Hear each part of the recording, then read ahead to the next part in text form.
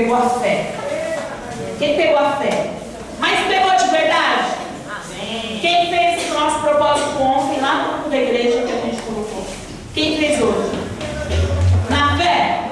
Amém. Quem vai fazer até domingo? Amém.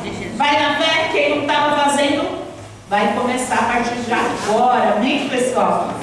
Agora, porque este culto tem tudo a ver com a questão da preparação. No domingo nós ensinamos a importância da preparação para todas as coisas. Eu não posso fazer uma prova sem estudar, não é? Da mesma forma, eu não posso me colocar na presença de Deus se eu não estiver preparado, de coração aberto para isso. Como que eu vou sentir a presença de Deus se eu estiver longe dos caminhos que Ele deseja que eu esteja, né? Então, hoje nós vamos falar sobre algo muito importante. Eu quero que vocês prestem bastante atenção nessa fé, nesse mesmo andamento aí que nós estamos falando aí desde domingo. Amém, pessoal? Bom, eu vou pedir aqui para o obreiro colocar a foto de um senhor. Tá vendo esse senhor aí? Sim. O pessoal que está lá no fundo não está conseguindo ver? Sim. Se quiser vir aqui na frente, tem que estar aqui. Bom, esse senhor, ele é um corredor profissional. E aí, eu te pergunto, né, sobre este atleta, quantos anos você acha que ele tem? 70. 70? 55. 85? 55. 55. 54. Eu fiz isso. Peraí. 54. 54. Tem alguém com 54 aqui? Não, que 54. Não, é 74. Você tem 55? Falei 74. Ah, 74. Tá, eu ia falar. 50 tá um pouco sem proporção, né? Tá louco, né? A Angélica que já quarentou e já tá entrando na sequência dos 50 ali, você já entrou. Falou, ainda falando. 86. Eles falaram o número aqui? 70. 94. 94. Não. 75. 48 anos. Minha mãe falou 80. Se a minha mãe falou 80, é porque 80. Ela é pastora. Agora tá lá, ó, 144. Ó. É 144. 104, olha lá. Ele tem 104 anos. Quem acertou? Zero. Ninguém acertou. Porque ele parece que ele tem 104. Parece, pessoal. Não parece. Agora deixa eu te fazer uma pergunta. Se esse homem, com quantos anos mesmo? 104 anos, venceu a corrida, o nome dele era Stanislau. Qual é o nome dele? Stanislau.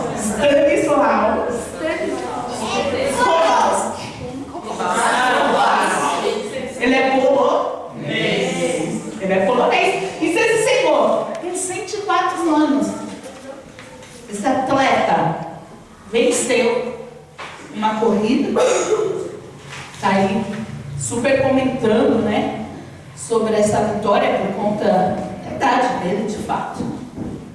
Mas não parece. Qual é a sua desculpa? Não parece, mas ele tem. Tá bem. Agora me fala, qual é a sua desculpa? Pergunta aí para a pessoa do seu lado. Qual é a sua desculpa? Será que ele tem uma vida saudável? Olha, eu estou lutando para ter uma vida saudável. Eu garanto para vocês que eu estou lutando. Em nome de Jesus. Mas olha, eu vou falar. Fácil não é. Mas aí quando eu falei, Senhor, minhas forças acabaram. Aí eu vejo Stanislau. Depois de eu ter falado para mim, irmã, hoje que eu não consigo andar mais de meia hora. E aí? Ó, eu olhei aquilo e falei assim.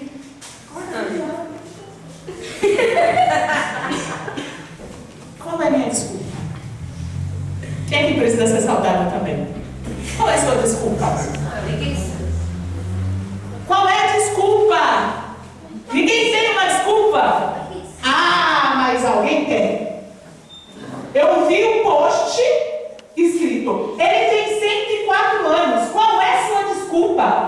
escreveu lá embaixo. Ele teve mais tempo para treinar.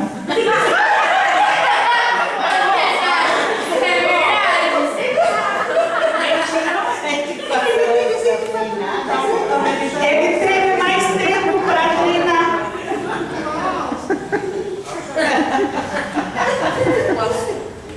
Você acha que ele treina desde quando? Desde os 7 anos. 7 anos? Desde os 1 ano. Hã? 90? Não. Hã? Ele deve treinar desde o 1 ano. Ele começou com 60? Erraram de novo, ele começou com 100. O quê? Ele começou com 100. 4 anos. 104 anos, ele é um campeão. Agora deixa eu explicar para vocês uma coisa. Sobre desculpa. Quando eu perguntei para vocês qual é a desculpa, ninguém conseguiu dar uma desculpa. Mas ele teve pouco tempo. Mas alguém conseguiu dar uma desculpa para não ser saudável, para não vencer. Alguém conseguiu dar uma desculpa ali.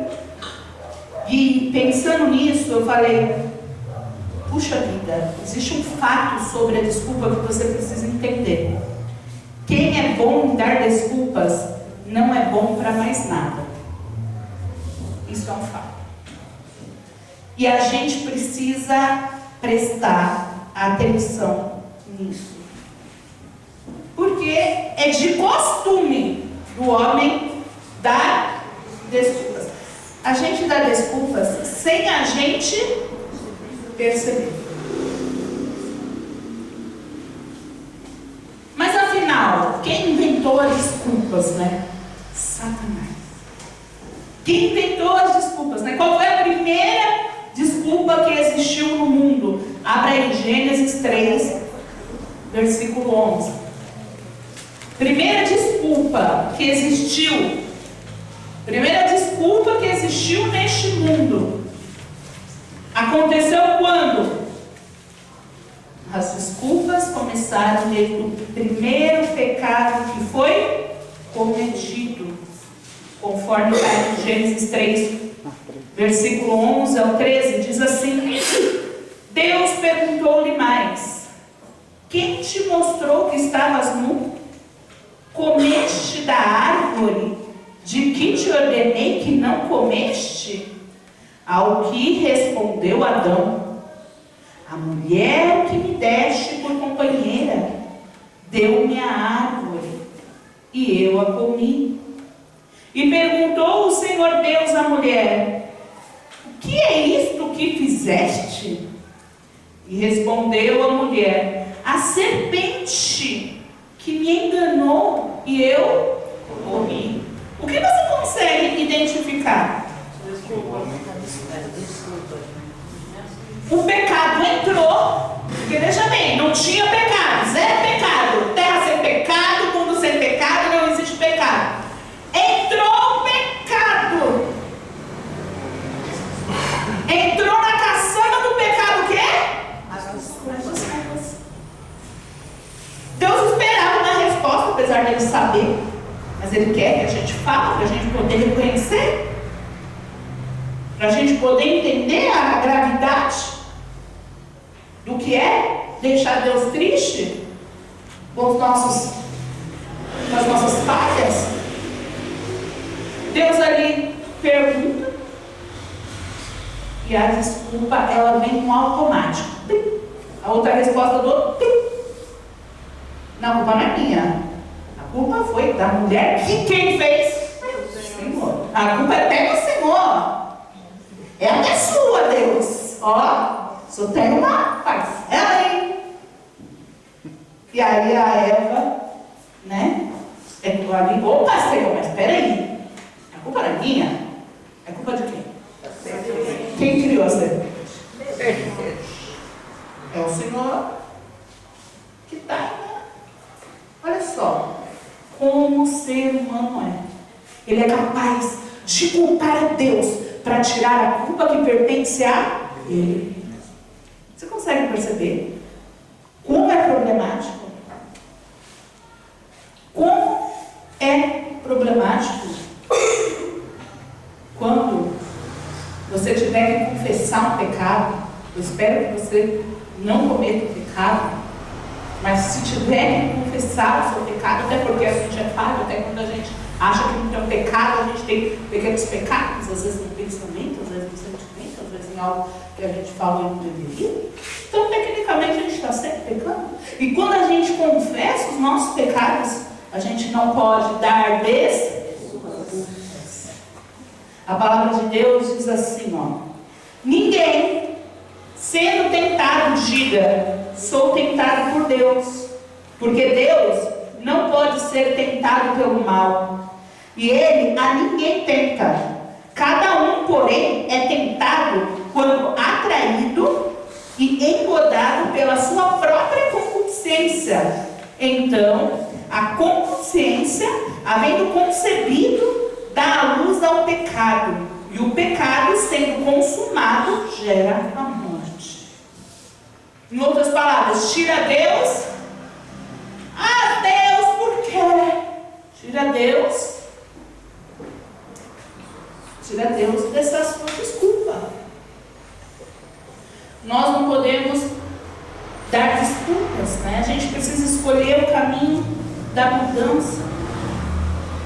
Eu não sei, né, se tem sido as suas desculpas, né? Quais têm sido as suas desculpas para não estar no lugar que você deveria estar?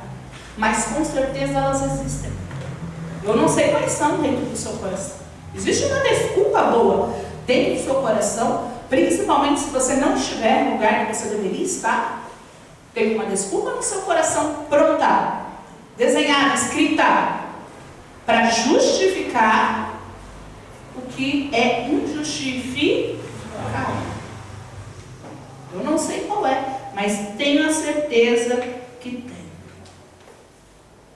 A gente não pode dar desculpas por convite que Deus faz. A todo culto, Deus nos convida a mudar de vida. A todo culto. Se você está vivo, você veio para a igreja, você recebe de Deus um convite. O convite de Deus diz: venha para o reino dos céus. Você é convidado para sair desse mundo e ser uma pessoa nova. Você vai poder estar nos céus. Mas o que você faz com esse convite? Muitas pessoas têm negado. Negado. Mas ela não nega falando: não, Senhor, eu não aceito. Não. Elas falam: ah, Deus, me ajuda, eu preciso melhorar. Elas negam quando elas dão desculpas.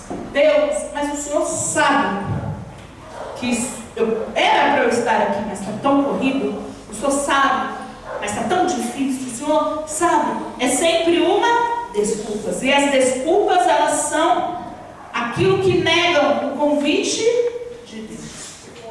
Eu quero te lembrar, né? Eu quero te lembrar, lá em Lucas 14, do 15 ao 24. Eu não vou ler tudo, eu só vou contar. Eu quero te lembrar que um dia, né? Eles estavam assentados à mesa, e aí alguém falou assim para Jesus: ó, bem-aventurado, né? Ou feliz, né? Que é isso que significa bem-aventurado, né? Aquele que comer pão no reino de Deus. Olha só. Bem-aventurado aquele que comer pão no reino de Deus. E aí? Então, o Senhor Jesus, ele vem e ele conta, né? Aquela história, né? Daquele homem. Eu já contei diversas vezes. A gente já falou diversas vezes sobre isso, mas hoje eu quero que você pense no foco.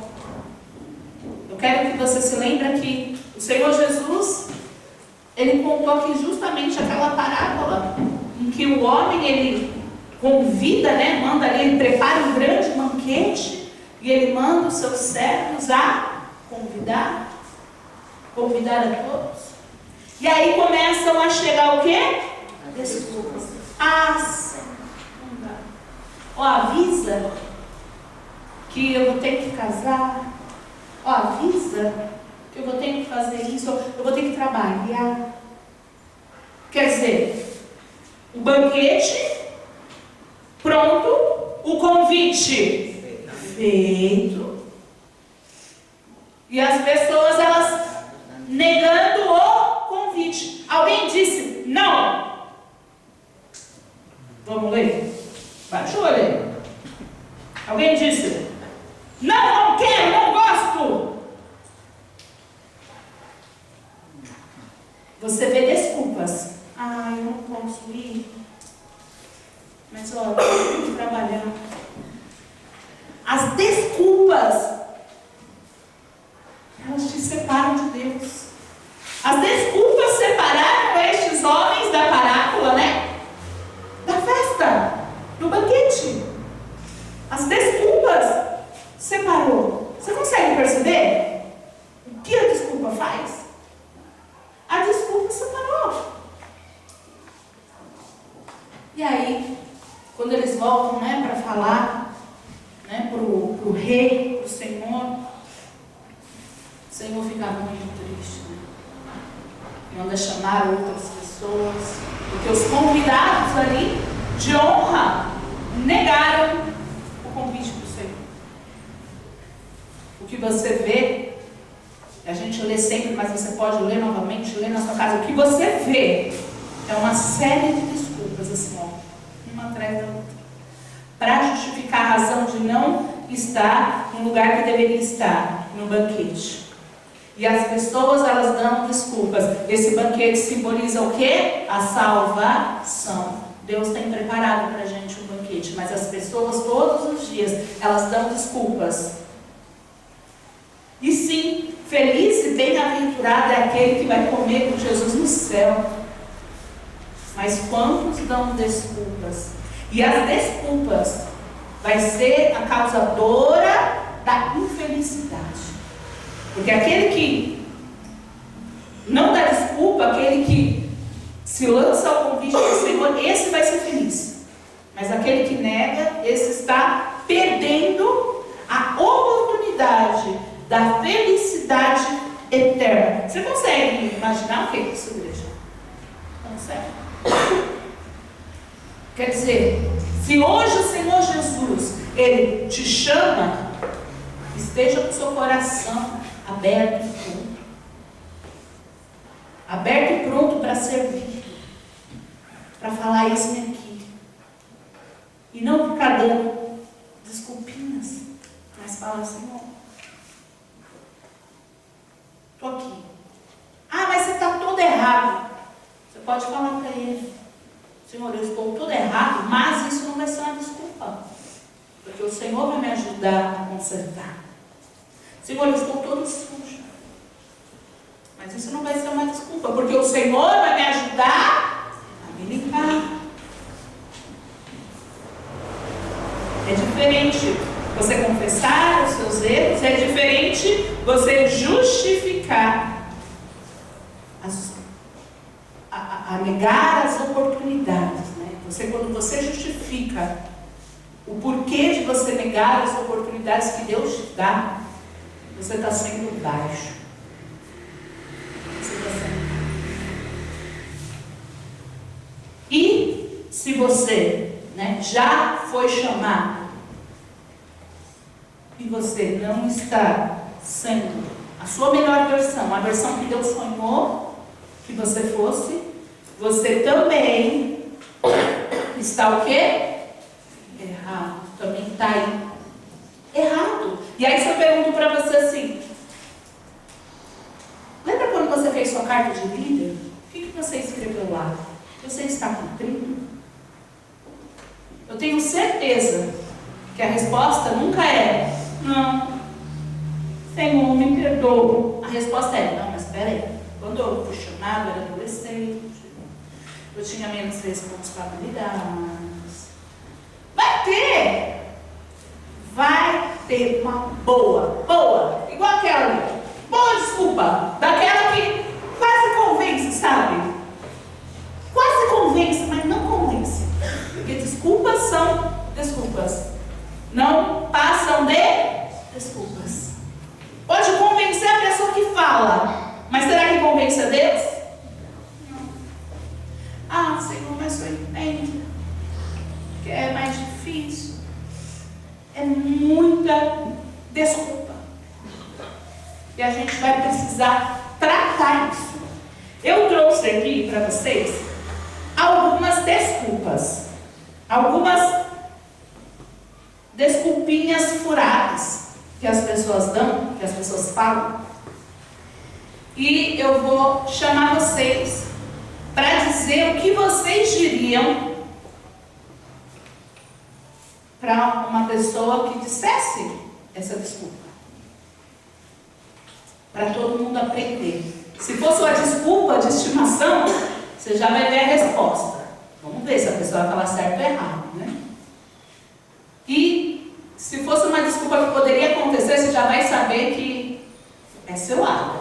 Desculpas é cilada. Eu vou falar a primeira desculpa. Uma desculpa muito usada.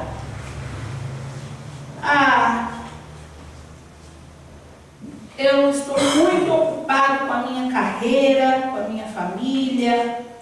Eu não estou tendo tempo para me dedicar completamente a Deus. Essa desculpa é muito comum. Eu pergunto para as pessoas, por que você não está vindo? Estou trabalhando tudo. Essa desculpa é muito falada. Sabe o que é? Agora tem um filho. É difícil. Tem muitas responsabilidades. Essas desculpas acontecem muito. Alguém sabe o que dizer para uma pessoa? Se eu falasse essa desculpa, o que você ia dizer para mim? Alguém aí? Alguém? Vamos lá, obreiros. Fala aí, pastor. Eu acho que nada disso tem a ver com nada. Não existe desculpa. Quem é de Deus não vai olhar para a família, para marido, para ninguém. Porque a salvação ela é individual. Ela vai e vai cumprir as coisas de Deus. Ela vai estar aqui todos os cultos no horário que começa até o horário que termina. Ela vai levar para casa todo o ensinamento e vai colocar em prática. Ela vai orar, ela vai jejuar, ela vai interceder, ela vai fazer esse propósito maravilhoso daquela pregação maravilhosa de domingo e vai tomar vergonha na cara e fazer, cumprir. Pastora, sabe? Homem, vergonha na cara, tomar vergonha na cara mesmo. Porque uma coisa que você falou que me chamou muito a minha atenção foi que você falou, é muito triste que nós pastores que somos espirituais e a igreja vê aquele que é de Deus, aquele que não é. E pensar que aqueles que não é vão ficar e Deus vai vir buscar e onde que essa pessoa, qual é a posição que ela vai estar. Como pastor, tem que se né, eu falei posicionar. no domingo, realmente é bem chocante. Eu fiquei bem muito chocada chocante. quando eu parei para pensar, meu Deus, nem todo mundo que está aqui vai estar do meu lado. Não vai. Está vendo pessoas Infelizmente longe, não. como assim? Né? E realmente isso é muito forte. E tomando gancho nisso, o que eu responderia para essa pessoa? Primeiro, eu falaria sobre aquela palavra que fala: amarás o Senhor teu Deus de todo o seu coração, de toda a sua alma e de todo o seu entendimento. Então, quer dizer, quando você ama Deus acima de qualquer coisa, você entende que Deus vem antes de tudo. Vem antes da família? Vem. Mas eu amo meu filho. Vem antes. Vem antes do casamento? Mas eu amo minha esposa, meu marido. Vem antes. Eu amo minha mãe. Vem antes. Também tem aquele versículo que fala para a gente buscar Deus em primeiro lugar, que as demais coisas ele não entra no próximo, né?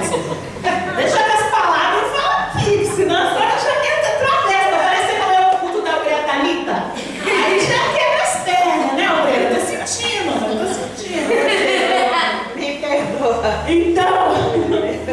Então, o que acontece? Essa palavra é muito forte, porque ela fala sobre o amor. E sobre o amor, né? É acima de tudo, é sobre todas as forças, todo o entendimento, sabe? É com toda a nossa alma. É acima de tudo, é acima do teu trabalho, é acima dos teus filhos, do teu pai, da tua mãe, é acima de qualquer coisa. Vem antes de tudo. E eu falaria para essa pessoa que, embora, né, seja até compreensível humanamente falando, né, que a gente tem muitas correrias, muitas corrida. Eu sei que a vida é corrida, a minha também é.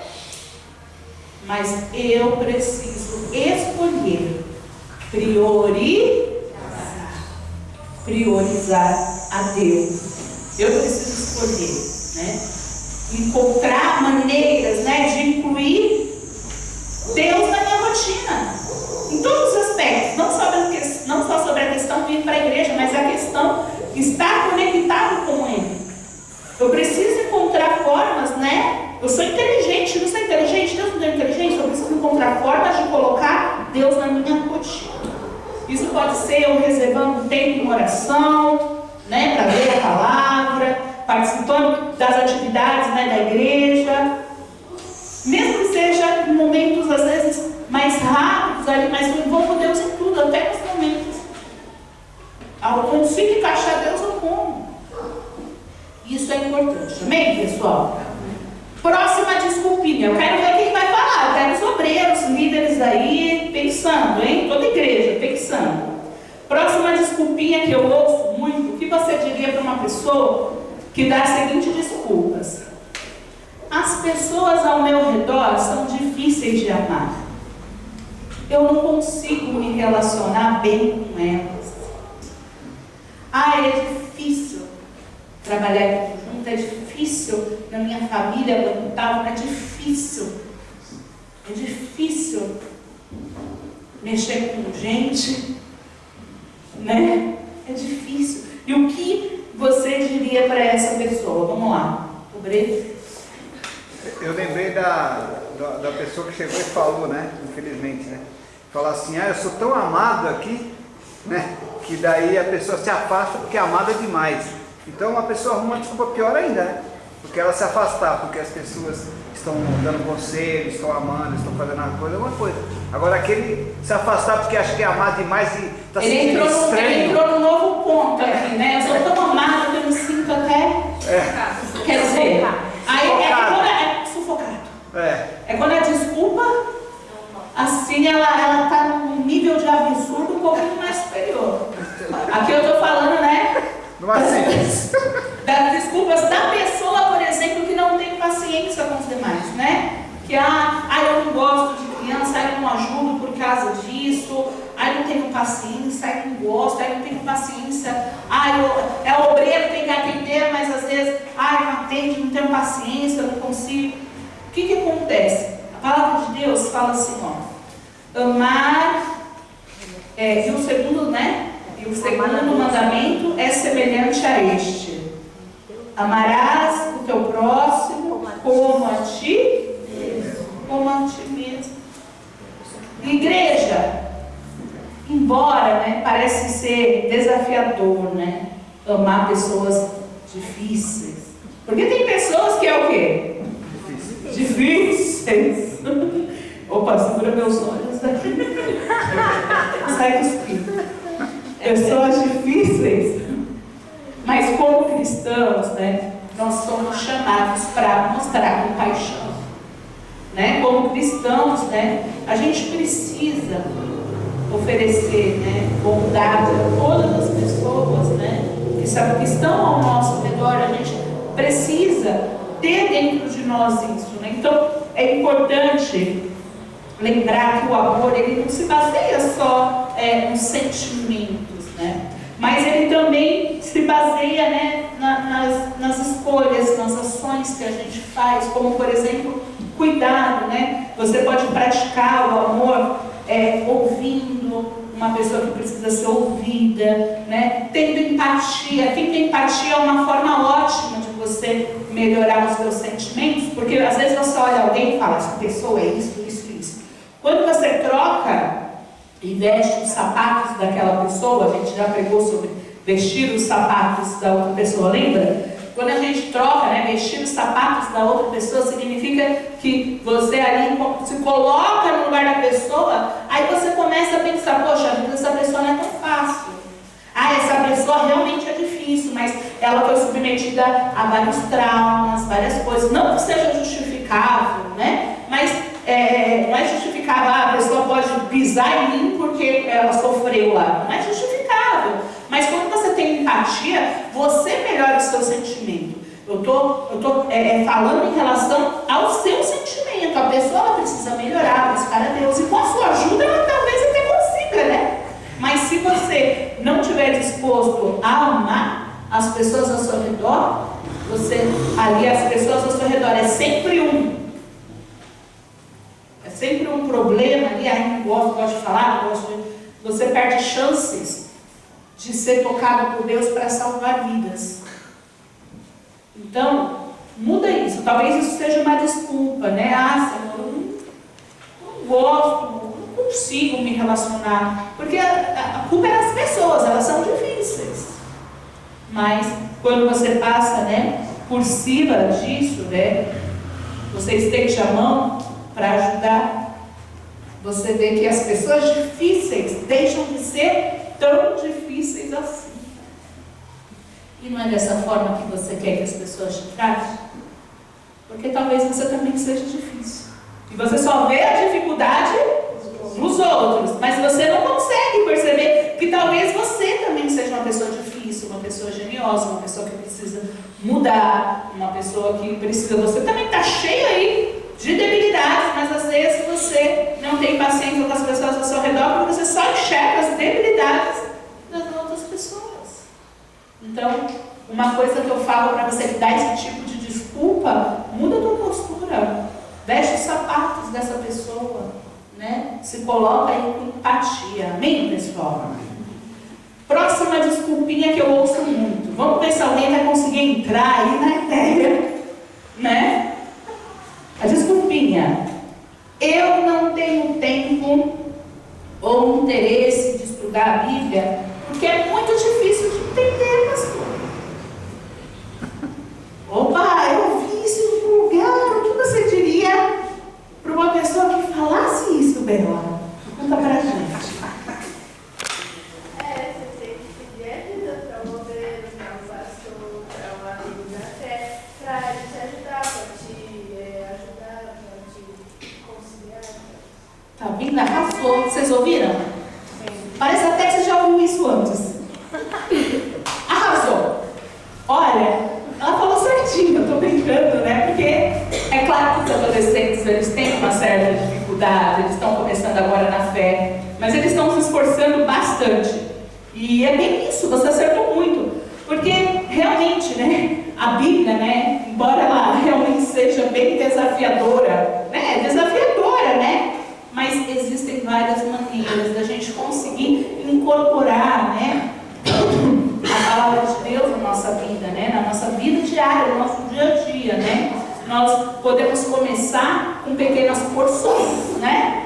Eu começo lendo ali um versículo por dia, depois eu começo lendo 2, 3 versículos, aí eu vou aumentando, né. Depois eu vou aprendendo a ler, reler, para eu conseguir entender direito. Depois eu vou aprendendo a ler cada história. Depois eu começo a aprender que quando eu leio a história, eu leio uma antes e uma depois. Você está conseguindo entender? Você começa devagarzinho e você vai crescendo. E como que você faz isso? Pedindo ajuda. Não é mais legal se você ler a Bíblia com um amigo? Poxa, tem uns obreiros, tem uns líderes para poder ensinar, para poder orientar, né? Então peça ajuda. Peça ajuda. Se você tem dificuldade com a palavra, não adianta dar desculpa. A Bíblia é muito difícil, eu não consigo entender. Meu amado, a minha primeira pregação que eu fiz de obreira, aos meus 12 anos de idade, eu não consegui entender. Eu não entendi a minha própria pregação. Entende? A minha. Eu estava pregando. E eu não consegui entender. Mas foi pela fé. E se eu não tivesse pulado ali, né? Pulado, a obreira falou, cada um vai ler uma palavra e vai falar o seu entendimento. Eu estava ali, tipo, meu Deus. Eu li minha palavra, no meu entendimento, foi uma bênção. A obreira olhou assim e falou, peguei bem salmos, sabe ali, quando tem vários salmistas, e ali saíram muitas coisas assim, legais, assim, do meu entendimento. A obreira foi, explicou, ensinou, né, para que não ficasse aquele entendimento errado, porque eu era uma jovem. Mas me lançou ali,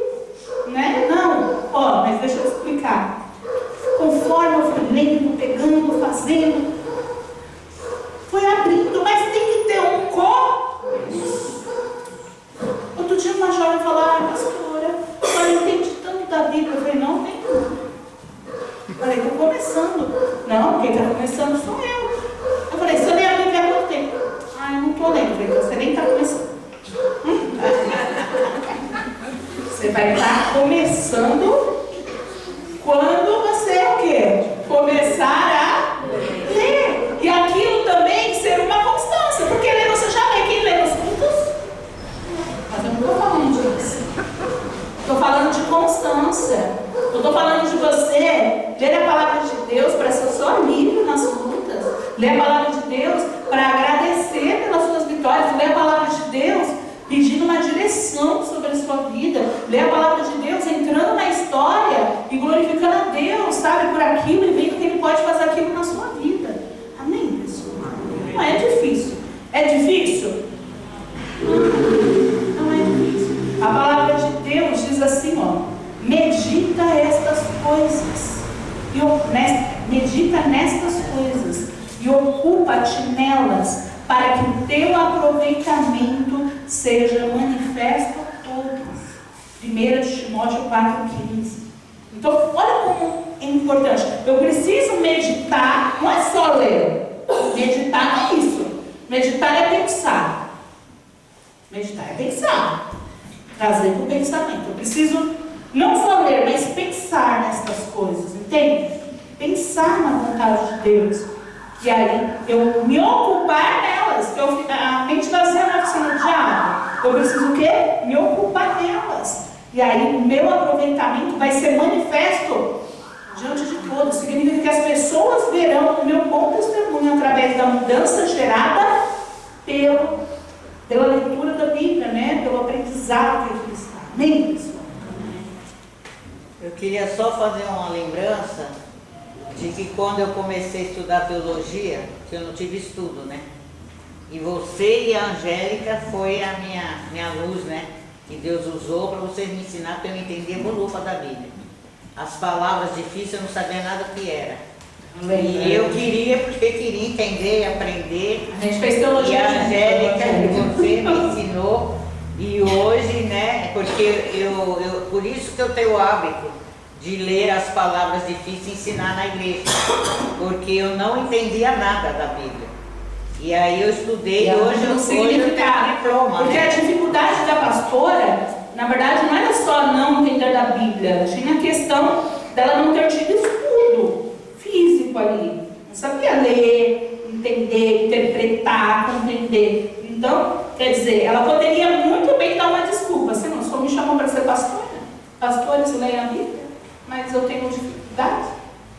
Então só errou de me chamar para ser. Porque tem gente que acha que Deus errou, sabia? Eu já falei com pessoas que eu falei assim, ó, o seu lugar, uma vez que o Senhor chamou o seu nome no altar, o teu lugar é o altar.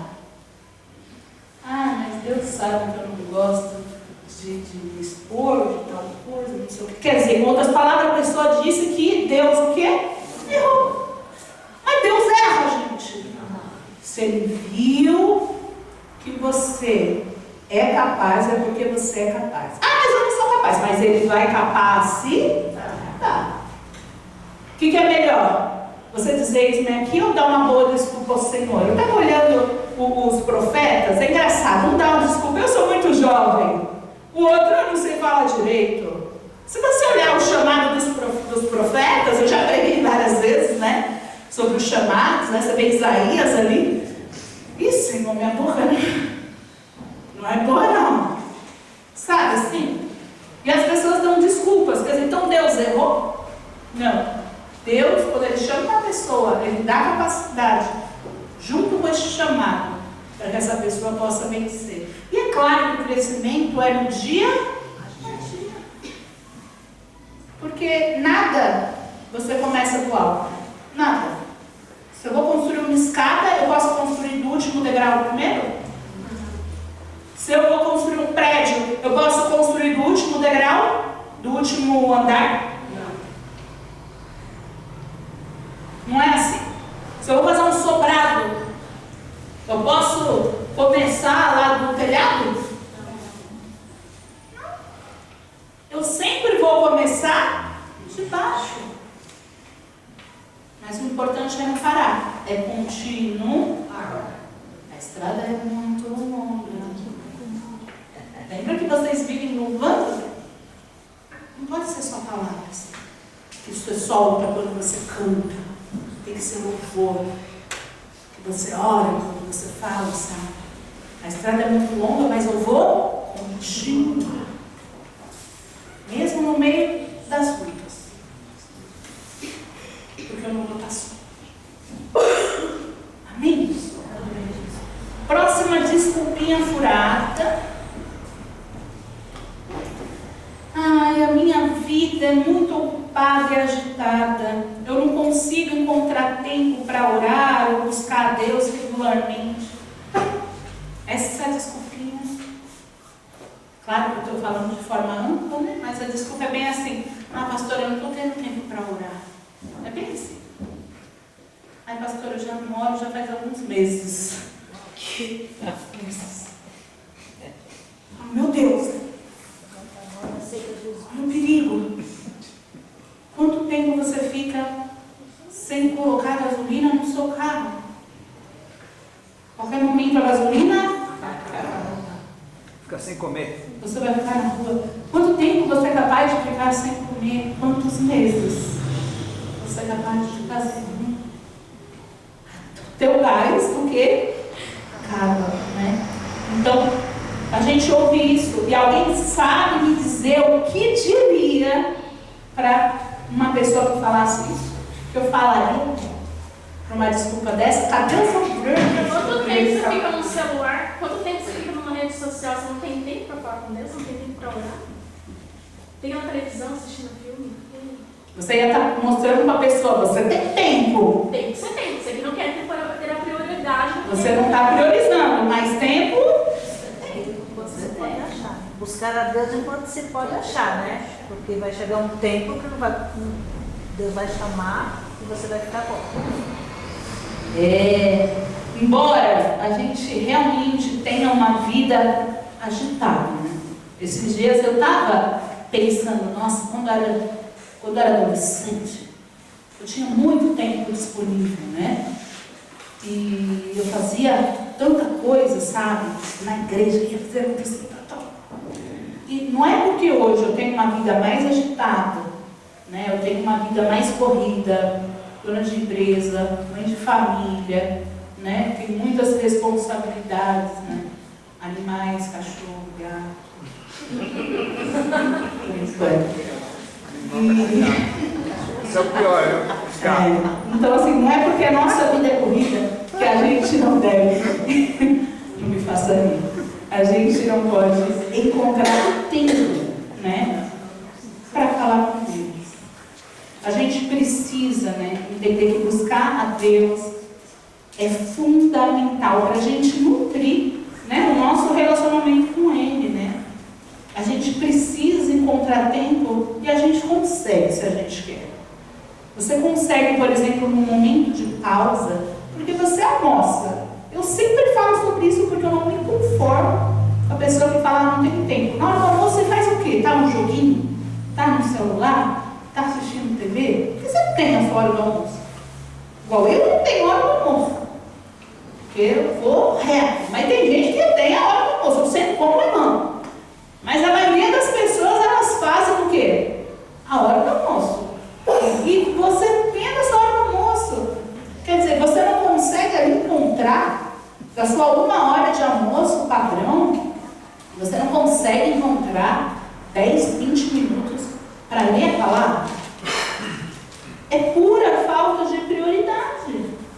A gente precisa, né, oferecer a Deus as nossas orações, expressar a Deus gratidão, né, e pedir orientação para Deus sobre as coisas que a gente precisa fazer da nossa vida, pedir orientação. Poxa, você vai deitar para dormir. Você não vai deitar para dormir? Se você dorme, por exemplo, eu ia falar 8 horas, mas isso não é normal na vida de ninguém mais, né? Se você dorme, por exemplo, suas 5 horas por noite, suas 4, 5 horas por noite, né? Então, tipo, se você dorme ali, das suas 5 horas, você não é capaz de sacrificar ali 20 minutos antes dessas 6 horas, 5 horas que você tem, você não é capaz de sacrificar o seu sono por 20 minutos, meia hora ali? Ah, não dá. Ah, mas dá para assistir série até tarde, né? Ah, mas dá para ficar no celular, no Instagram. Dá para fazer tanta coisa, dá para cozinhar, fazer as suas responsabilidades da casa, dá para fazer muita coisa. Mas não dá para fazer as coisas de Deus, não dá para orar. E isso é uma grande dificuldade. Esse tipo de desculpa, a pessoa vai justificando, hoje não deu por isso, hoje eu estou mal, não vou orar. Aí ela espera que no outro dia ela vai estar bem. Porque se quando ela estava mal, ela precisava muito de orar. E quando eu estou mal, eu preciso muito de orar. E você não faz, você espera que você vai dormir, no outro dia você vai acordar ótimo. Vai acordar bem. Se não, espera que o outro ore por ela, mas ela mesma não ora. É o crente 6 horas. Ora para mim, ora por mim, ora por mim, ora por mim. Mas ela mesma não faz o sacrifício de buscar por ela mesma, pelo aquilo que ela realmente necessita. A intercessão é importante? É muito importante, mas a gente precisa entender, meu amado, que é salvação individual. Algumas coisas seus amigos podem fazer por você, mas existem coisas que somente você pode fazer. Se você está enfrentando dificuldades na oração, você pode chegar em mim e pedir ajuda para eu orar com você. E aí eu oro com você e te ajudo. Nós vamos orar todo dia a tal horas. Nós vamos orar juntos. Eu posso orar por você, mas você não pode pensar assim, a pastora ora por mim, está ótimo. Já? Deus ouve ela. Porque a pastora ora para você orar. A pastora fala, meu Deus, eu nem sou japa, que ele vem orar. Que ele venha falar contigo, eu oro para você. Então, se você está na esperança aí das minhas orações, eu oro para você orar. Faz funcionar isso. Eu oro para você, né? Crescer, vencer, escolher, decidir. Amém, pessoal? E a Bíblia, né? Ela fala assim, ó.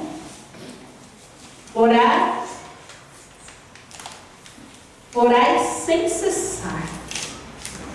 Olha só. Orai sem cessar. 1 Tessalonicenses 5,17. Esse sem cessar é um versículo tão pequenininho, né? Orar sem cessar. Mas esse sem cessar é o que manda. É o dono do jogo. Porque orar você ora até. Mas o problema é que você cessa. Você está triste, você cessa. Você está cansado, você cessa. Você está corrido, você cessa. E você só precisa guardar isso na sua mente. Você tem que orar sem cessar. Amém? Orar sem cessar. Eu quero falar aqui sobre a próxima desculpinha. Vamos ver o que vocês diriam para mim se eu desse essa desculpinha aqui.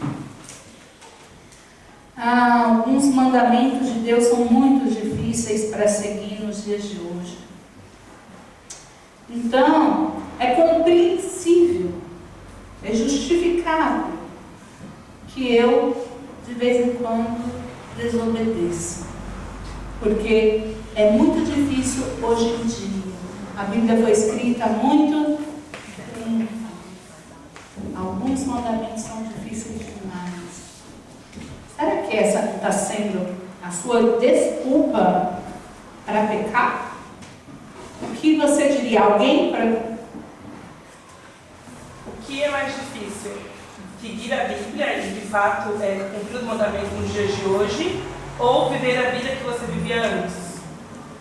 Porque, claro que servir a Deus a gente passa por altos e baixos, a gente tem as nossas necessidades, mas o que muitas pessoas que às vezes se afastam de Deus acham que quem permanece é fácil para a pessoa permanecer. Mas estar no altar não significa que você está livre de tentação, não significa que você está livre de ser tentado pelo diabo. A diferença é que eu escolho viver uma vida hoje com Deus, porque eu sei que a vida que eu levava antes sem Deus era muito mais complicado. Isso era difícil. Viver sem Deus é uma vida difícil. Viver com Deus tem as dificuldades, mas eu consigo superar.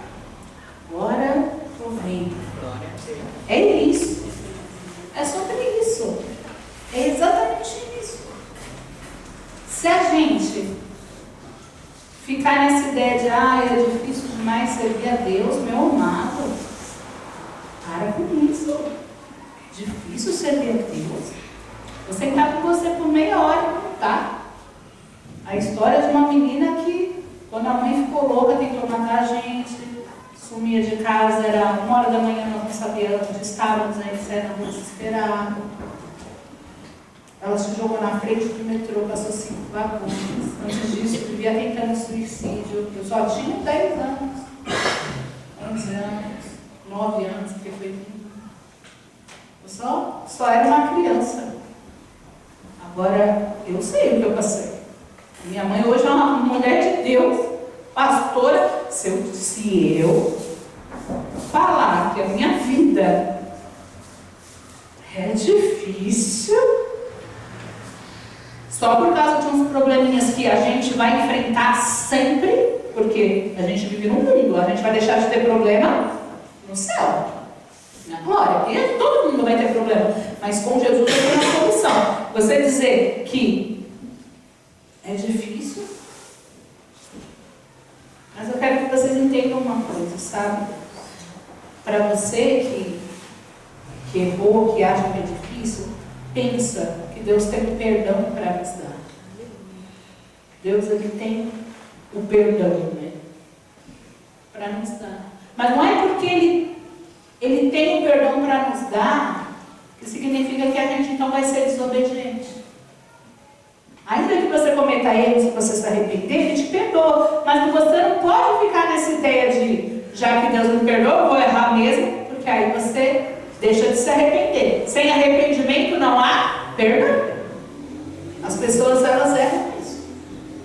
O perdão existe quando existe o arrependimento, né? Nós devemos nos esforçar para a gente poder seguir, né, os mandamentos de Deus, ser obedientes a Deus, né, de fato. A gente precisa, sabe, entender que independente dos desafios aí, né, a gente precisa fazer as coisas certas, porque a Bíblia, ela diz assim, ó, se me amais, guardareis os meus mandamentos. É muita gente falando que ama a Deus sem obedecer o mandamento de Deus. É a realidade das pessoas hoje. Eu amo a Deus. Antigamente, ser de Deus, eu era perseguida. Quando alguém falava assim, quando eu falava, eu vou para a igreja, crente, eu era perseguida. Hoje, eu vou para a igreja também. Aí você olha para a pessoa, mas não pode julgar as pessoas. Mas a Bíblia fala que você conhece a árvore pelo fruto. Ela diz isso. Olha, uma pessoa fala assim, peraí, mas você fala palavrão? Tá tudo bem? Não, eu não se importa com isso. Mas peraí, você tem amante? Tá tudo bem? Não. Deus entende. Então, assim, sempre vai existir uma desculpinha. Sabe o que? Meu casamento não está muito bem. O homem tem necessidades. Você vai encontrar. Se você procurar, você vai encontrar uma desculpa boa, que não vai te justificar diante de Deus. Só vai enganar você. Não adianta, meu amado. Se me amais, guardareis meus mandamentos. Se você ama, você guarda o mandamento do Senhor. Se você não guarda o mandamento do Senhor, você odeia Deus. Nossa, pastor, é para mal. Pra você entender. Não odeio a Deus. Depende. Olha o seu coração. Suas atitudes vão dizer, não, eu amo a Deus, Deus me livre. Mas se ama a Deus e comete pecado, aqui está falando que quem ama, guarda os mandamentos do Senhor. Guardar os mandamentos é praticar, ou guardar os mandamentos é só saber? Não, eu sei tem pai que faz isso, né? Quem já viu alguém falando? Faz o que eu falo, não faz o que eu faço. O cara tá com um copo de cerveja na mão, cigarro na boca, acabou de bater na mulher e fala para os filhos: vocês vão estudar para ser gente. Quero que vocês vão para a igreja.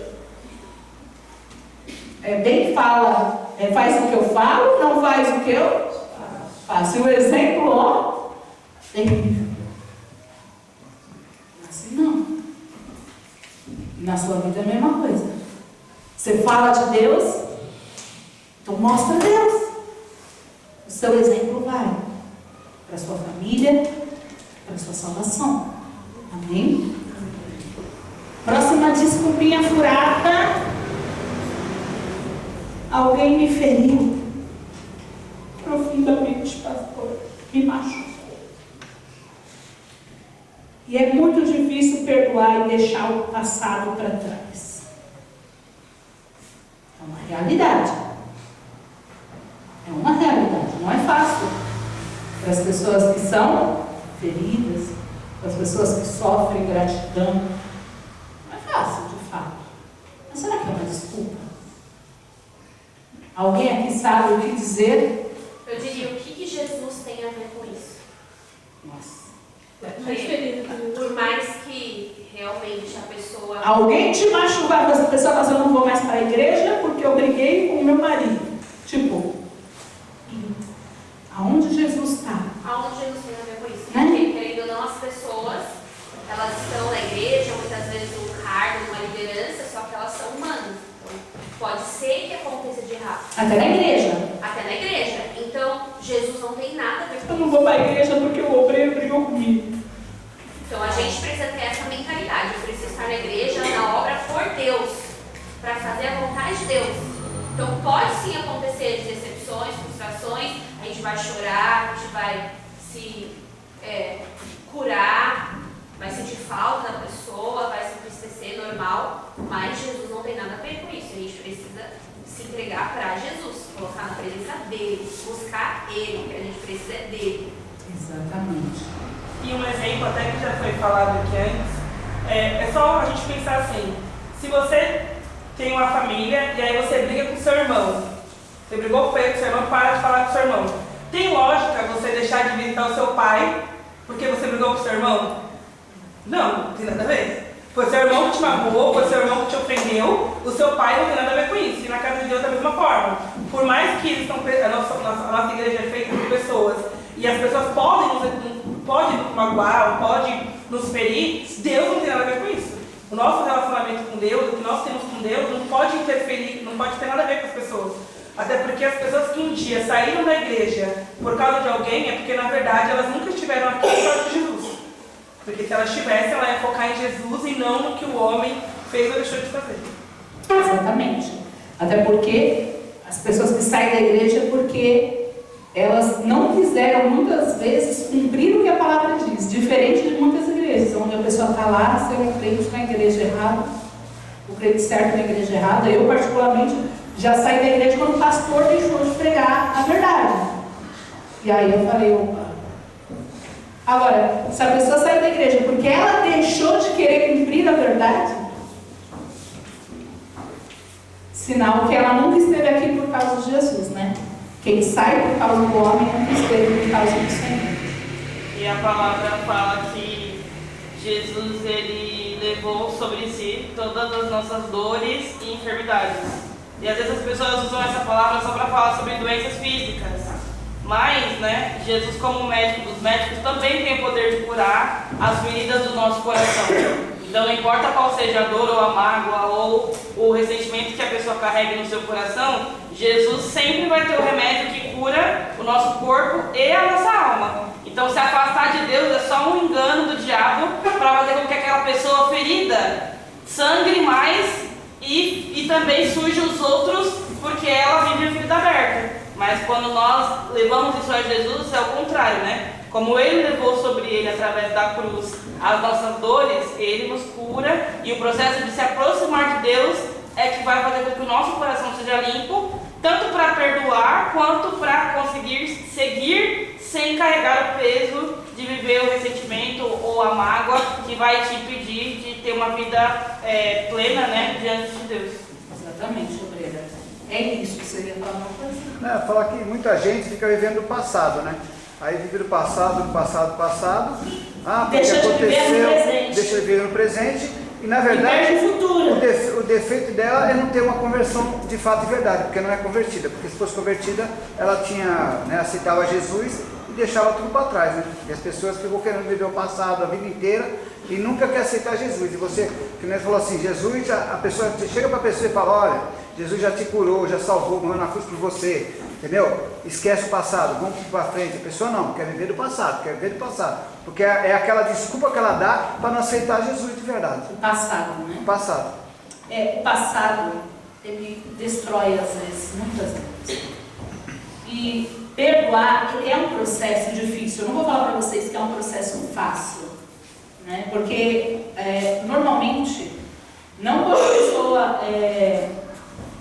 a pessoa, por exemplo, ela não quer cumprir, igual no caso da igreja, não quando a pessoa sai da igreja, mas às vezes algo familiar, por exemplo. O diabo, ele às vezes usa as pessoas que estão ao seu redor. São pessoas que você ama. E não ia doer certas coisas se não fossem por pessoas que você ama. Muitas vezes o diabo, sabendo disso, ele usa pessoas, né, ao nosso redor para nos desanimar. E eu sei que perdoar, ele é um processo difícil, né? Principalmente quando a gente é ferido profundamente. Mas então, o que a gente tem que fazer? A Bíblia, né, ela sempre nos dá o exemplo do perdão divino. Não foi isso que a gente teve lá na cruz de Jesus? Lá Jesus morreu e foi ferido por quem? Pela humanidade. Ele foi ferido pela humanidade. E aí, quando a gente começa a pensar, poxa, eu fiz em Jesus. E cada vez que você erra e falha e pensa, às vezes errado, você está ferindo Jesus. E Ele tem um perdão para te dar, sabe? Ele tem uma misericórdia, sempre tentando ali que você esteja melhor. Ele de fato não desiste de você. Mas às vezes você desiste dos outros, porque às vezes os outros não têm Deus, não têm a visão espiritual, e aí cometeu uma falha. Mas o perdão é sobre você. Você precisa ser capaz de perdoar aquele que nunca foi capaz de pedir perdão. E acredite, meu amado, isso vai te libertar. A outra pessoa, se ela vai te pedir perdão e ser livre também, ou se ela vai carregar essa prisão, dessa marca, dessa dor que ela causou, é problema dela. Mas você vai ser o quê? Livre. O perdão, ele é um ato de libertação, de cura para nós mesmos. Não é fácil, mas com jejum, com oração, pedindo ajuda a Deus, né? Pedindo a Deus para nos dar coragem, nos dar compaixão, né? Nos dar benignidade, a gente consegue aí curar, né? As feridas causadas pelos relacionamentos quebrados. A palavra de Deus diz assim: antes, sede um para com os outros benignos e compassivos, perdoando-vos uns aos outros, como também Deus vos perdoou em Cristo. É bem aquela oração, né, que a gente faz sempre, né? Senhor, né, perdoa minhas dívidas, não é isso? Minha ofensa, assim como nós perdoamos os nossos devedores, aqueles que nos têm ofendido, não é isso? Mas se a gente orar desse jeito, às vezes a gente está deixando a gente sem salvação, se você for magoável. Então vamos pensar nisso. Porque se Deus te perdoar da mesma forma como você perdoa, você tem perdão? Pensa sobre isso. Isso vai te ajudar a respirar, entender. Coloque o lado bom das pessoas e segue a sua vida com Deus. Deixa que ninguém te suje. Amém? Amém. Próxima desculpinha. Faltam duas. Eita, nossa. Vamos acelerar. Alguém fala, todos nós cometemos erros e pecados. É impossível viver uma vida completamente santa. Quem fala isso? O que você diria para alguém que falasse isso para você? Todos nós cometemos erros e pecados. É impossível viver uma vida completamente santa. E assim que Jesus ele morreu pelos nossos pecados, assim, todo mundo é apto a falhar e a errar, mas a gente tem que buscar o perdão em Jesus e nos arrepender para que Ele possa nos limpar, entendeu? Porque Ele morreu pelos nossos pecados, entendeu? E o único jeito de a gente conseguir seguir a Ele é se a gente decidir se arrepender e não pecar mais. E aí Ele vai nos dar força e não aceitar essa mentira do diabo. A gente não consegue se libertar dos pecados, dos erros e das falhas, entendeu? Que é uma desculpa que o diabo coloca em nós e a gente aceita para que a gente continue vivendo no pecado. Então Jesus ele já deu a vitória, ele já morreu por nós para que nós fôssemos libertos. Nós temos que crer nisso, e crer nele e seguir ele para que a gente possa viver livre do pecado. Muito forte. E a palavra que eu vou ler fala assim, ó: mas como é santo aquele que vos chamou, sede vós também santos em toda a vossa maneira de viver. Tem gente que acha impossível ter uma vida santa, viver em santidade. E realmente é verdade que todos nós, a gente está propenso a errar, a falhar, a cometer até pecado. Algumas pessoas que não vigiam vão cair. Mas e aí? Você vai aceitar ter essa vida como cristão? Uma vida de altos e baixos? A santidade é quando você consegue alcançar aquele lugar em que você deixou de ser inconstante. A santidade está aqui, ó. E a santidade só vai ser alcançada, né, porque ela é um processo contínuo de renovação e crescimento espiritual. Então ela só é alcançada quando continuamente você estiver ali, né, crescendo espiritualmente, buscando o renovo do Senhor e reconhecer as suas falhas, né, os seus pecados, né, buscar a Deus, né, o perdão de Deus dos erros, né, permitir que o Espírito Santo te transforme, porque, poxa, o Espírito Santo, Deus enviou como consolador e Ele é transformador. E às vezes a gente menospreza a capacidade do Espírito Santo de transformar vidas quando a gente não permite. Quando a gente acha que, poxa, você não consegue vencer sozinho? Nem eu. Mas o Espírito Santo, Ele é o nosso ajudador, que nos ajuda a vencer, a melhorar. E com o Espírito Santo a gente consegue alcançar o fruto dele. Amém, pessoal? O fruto do Espírito, que é o que vai agradar a Deus, né? E viver assim, né, uma vida santa, né? É o esforço diário que vai fazer com que a nossa vida tenha santidade. Quando a gente se rende à vontade dele. Amém, pessoal? Amém. E para finalizar, a última desculpa. Eu tenho muitos objetivos e sonhos pessoais que vêm em primeiro lugar. Deus compreende que eu quero o melhor para a minha vida nessa terra, para a minha família, para as pessoas que eu amo.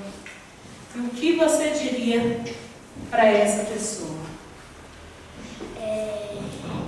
Eu diria que você pode ter muitos bens, muitas coisas que você tem, que você acha que é prioridade na sua vida, mas sempre em primeiro lugar do que no Senhor Jesus. Exatamente. O Senhor Jesus sempre vem antes. Não, e a própria palavra que fala, colocar primeiro lugar, né? Deus, que todas as outras coisas serão acrescentadas, né? É a palavra. Buscar o reino de Deus Buscar o reino de sobre todas Deus as sobre coisas. todas as coisas. Agora é a palavra, viu, pastora Vilma? Mas buscar primeiro o reino de Deus e a sua justiça, e todas essas coisas serão acrescentadas. Isso é uma promessa. Se a gente pode ter a vitória na terra e nos céus, porque você escolhe só ter a vitória na terra. Posso dizer que você não é inteligente, para não falar que você é burro, que é feio.